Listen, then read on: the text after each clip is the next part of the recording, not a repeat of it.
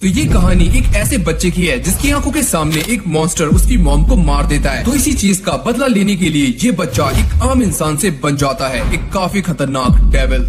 तो इस एनिमे की शुरुआत एक आवाज के साथ होती है, ऐसा क्या है जो तुम्हें परेशान करता है और वो किसकी आंखें हैं जो कि अंधेरे में तुम्हारी ओर गड़ी रहती हैं। और इसके बाद हम एक लेडी को देखते हैं जिसका नाम है जुन कजामा और ये आराम से बैठी होती है। पर तभी अचानक इसे बाहर से एक आवाज आती है जहाँ पर हम ये देखते हैं कि कुछ बच्चे जिन कजामा का पीछा कर रहे होते हैं जो कि जुन कजामा का ही बेटा होता है। और थोड़ी देर के बाद हम ये देखते हैं कि जिन भागते भागते रुक जाता है और ये सारे जिन को पकड़ लेते हैं और उसे काफी गंदे तरीके से मारते हैं और ये बोलते हैं, अबे सुन, आज के बाद इस टाउन में देख मत जाना, समझा। और मार खाने के बाद जिन वहाँ से जाने लगता है। पर तभी अचानक वो मोटा छपरी ये बोलता है, क्या हुआ, यहाँ से भागकर तुम सीधा अपनी माँ के पास जाओगे उनके पल्लू में छुपने, है ना। और ये सुनने के बाद जिन को काफी ज्यादा गुस्सा आता है जिसके बाद वो उस मोटे छपरी के मुंह पर एक जोरदार लात मारता है और उसका दांत तोड़ देता है। जिसके बाद हम ये देखते हैं कि जिन उन बाकी बंदों को भी काफी गंदे तरीके से मारना शुरू कर देता है और उनको पेलने के बाद वो एक बंदे को मारने के लिए जा ही रहा होता है। पर तभी अचानक उसकी माँ आकर उसको रोक लेती है और उसे अपने साथ घर चलने के लिए कहती है। और जब ये दोनों घर जा रहे होते हैं तभी जिन ये बोलता है कि ये सब उन्होंने शुरू किया था, वो मुझे हफ्तों से परेशान कर रहे हैं। जिस पर जुन ये बोलती है कि इसके बारे में हम घर जाकर बात करेंगे और तुम्हें अभी काफी कुछ सीखना है। और इसके बाद हम घर का सीन देखते हैं जहाँ पर जिन अपनी माँ से ये बोलता है कि वो सब ये कहते हैं कि मैं यहाँ से बिलोंग नहीं करता। जुन कहती है, जिन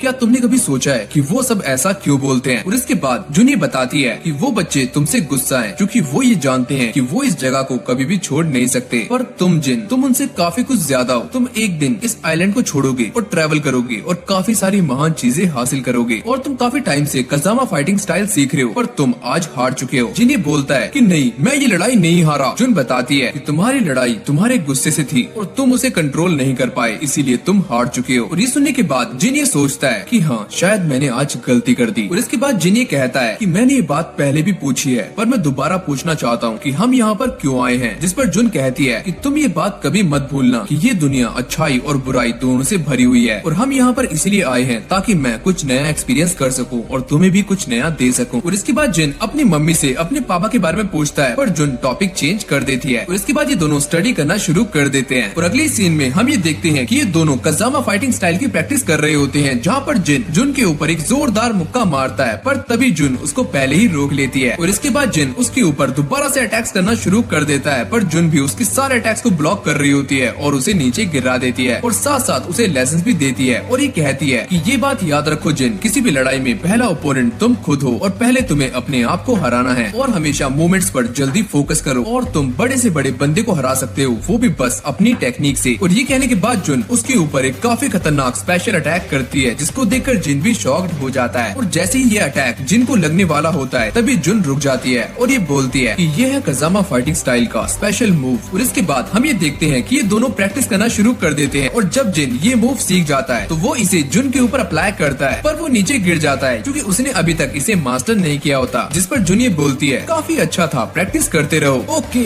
यस मैम। जिसके बाद ये दोनों दोबारा से प्रैक्टिस करना शुरू कर देते हैं और प्रैक्टिस करते करते शाम हो जाती है। तभी जुन ये बोलती है कि अब एक और ओपोनेंट से लड़ने का टाइम आ चुका है। जिन ये पूछता है कि वो कौन है। जिस पर जुन ये कहती है, अरे पगले भूख। और इसके बाद हम ये देखते हैं कि जुन खाना बनाना शुरू कर देती है और जिन उनसे खाने के बारे में पूछ रहा होता है कि आज आप क्या बनाओगी, मैगी, नूडल या पास्ता जिसे खाकर खुल जाएगा रास्ता। जिस पर जुन ये बोलती है कि आज कुछ अलग बनने वाला है। पर तभी अचानक उन्हें बाहर से चिल्लाने की आवाज आती है और जब ये दोनों बाहर जाकर देखते हैं तो वहाँ पर दो बंदे खड़े होते हैं और उनमें से एक बंदा वही होता है जिसको जिन ने पहले पेला था। और तभी उसका फादर जिसने पी हुई होती है वो ये बोलता है, अरे तू ही है जिसने मेरे बेटे को मारा है, मार दूंगा तुझे। और ये सुनकर जिन ये बोलता है कि पहले वही लोग मुझे परेशान करते हैं। पर तभी जुन उसे समझाती है कि तुम्हें अपने गुस्से पर कंट्रोल रखना चाहिए और तुमने जो इसे मारा है उसके लिए माफी मांगो। और तभी वो पियक्कड़ ये बोलता है, अरे इतना काफी नहीं है और तुम्हारे घर में कोई तो आदमी था जिसके बारे में तुम्हारा बच्चा नहीं जानता, क्यों गोलू मोलू।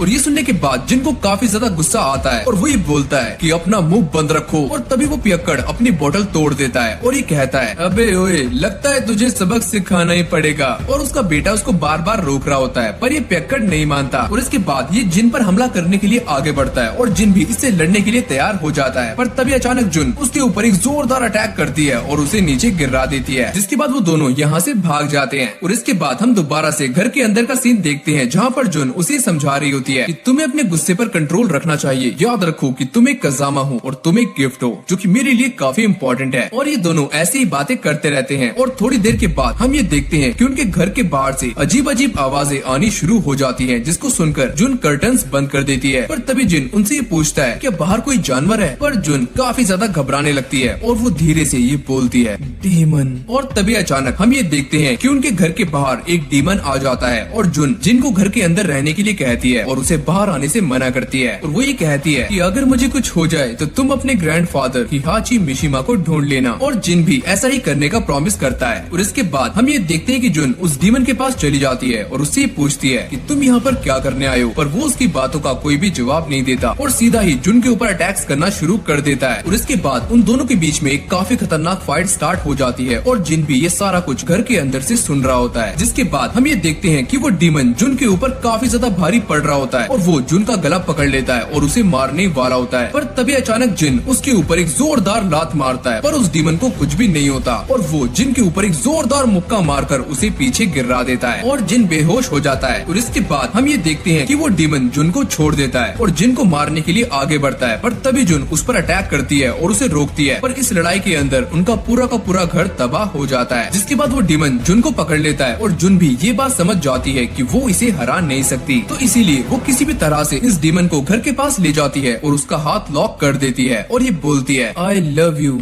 जिन। और तभी अचानक हम ये देखते हैं कि घर के अंदर गैस लीक होने की वजह से एक काफी जोर का धमाका होता है और पूरे घर के परखच्चे उड़ जाते हैं। और जब थोड़ी देर के बाद जिन को होश आता है तो वो ये देखता है कि उसका पूरा का पूरा घर जल चुका है और वो अपनी मॉम को जोर जोर से पुकारता है, पर उसकी मॉम कोई भी जवाब नहीं देती। जिसके बाद जिन ये समझ जाता है कि उसकी मॉम अब मर चुकी है। जिसके बाद वो अपनी मॉम की बातों को याद करते हुए अपने ग्रैंडफादर हिहाची मिशिमा को ढूंढने के लिए निकल जाता है। जिसके बाद वो एक कंपनी के अंदर जाता है, जहाँ पर उसे बार बार पकड़ लेते हैं और बाहर फेंक देते हैं, क्योंकि ये कंपनी उसके ग्रैंडफादर के नाम से काफी ज्यादा रिजेंबल करती है। जिसके बाद जिन दोबारा से उसी कंपनी के अंदर घुस जाता है, पर इस बार उसे एक काफी खतरनाक हट्टा कट्टा गार्ड पकड़ लेता है और ये बोलता है, अरे बच्चे, इस बार तुम काफी गलत फंस चुके हो। जिस पर जिनी कहता है कि मैं यहाँ पर अपने ग्रैंडफादर को ढूंढने के लिए आया हूँ। अरे मुझे नहीं लगता कि तुम्हारा यहाँ पर कोई भी है, तो फुटो यहाँ से। और इसके बाद जिन उसे अपना नाम बताता है कि मेरा नाम है जिन कज़ामा और हिहाची मिशिमा मेरे ग्रैंडफादर हैं। और ये सुनने के बाद वो बंदा चौंक जाता है, क्या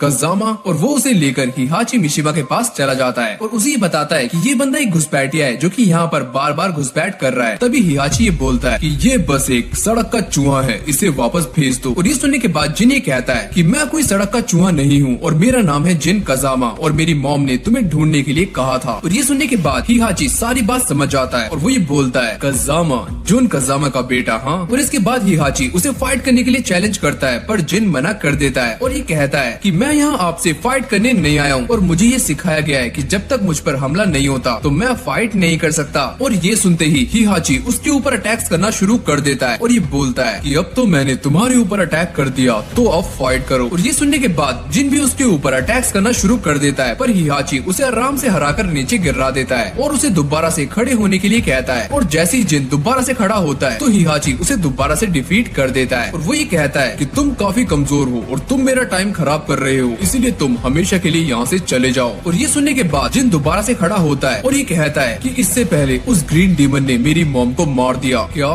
तुमने ग्रीन कहा? क्या तुमने उसे देखा था? जिस पर जिन ये बताता है कि वो हमारे लिए आया था पर उसने मेरी मॉम को मार दिया, तो मैं आपकी हेल्प से या अकेला ही उसे ढूंढकर मार दूंगा। और ये सुनने के बाद हिहाची बोलता है कि वो डीमन जिसने तुम्हारी मॉम को मारा है वो ओगर है और अब मैं तुम्हें ट्रेनिंग दूंगा ताकि तुम उससे फाइट कर सको और उसे हरा सको, पर बदले में तुम्हें ये प्रूफ करना होगा कि तुम अपने वंश के लिए वर्दी हो, भले ही वो तुम्हें मार क्यों ना दे। और इसके बाद जिन गुस्से में आकर उसी फ्लेम को याद करना शुरू कर देता है जिसके अंदर उसकी मॉम की डेथ हुई है। और इसके बाद हम हिहाची की मैनेजर मिस म्यूरा को देखते हैं जो कि जिन का नाप ले रही होती है उसके नए कपड़ों के लिए, पर तभी जिन ये बोलता है, फ्लेम्स, मुझे फ्लेम्स चाहिए अपनी पैंट के लेग्स में। और मिस म्यूरा ये सारी बातें जाकर हिहाची को बता देती है कि ये बंदा अपनी पैंट में फ्लेम्स मांग रहा है, पर फ्लेम्स तो काफी एरोगेंट होंगे और उससे ही एक टारगेट बन जाएगा। तभी हिहाची सच ये बोलता है कि ये पहले ही एक टारगेट है क्योंकि ये मिशिमा है और